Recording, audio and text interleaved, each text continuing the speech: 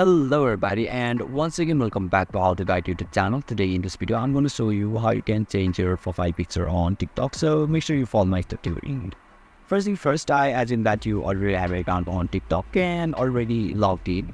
And now right after that you'll be able to see the interface or dashboard of the TikTok apps on the screen, where you can see your profile picture at top right corner, or you can also see your profile option at left side of your dashboard on the screen. You simply need to tap over there or click on it, and now you can see edit profile button.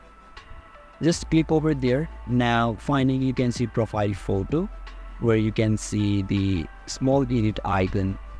Just click on it, and now you can simply choose any of the pictures or photo that you want to use, and finally confirm it, and you'll be able to change your profile picture successfully. So basically this is how you can change your profile picture on TikTok. And if you still encounter any issue during this process, feel free to leave a comment and I'll be happy to assist you.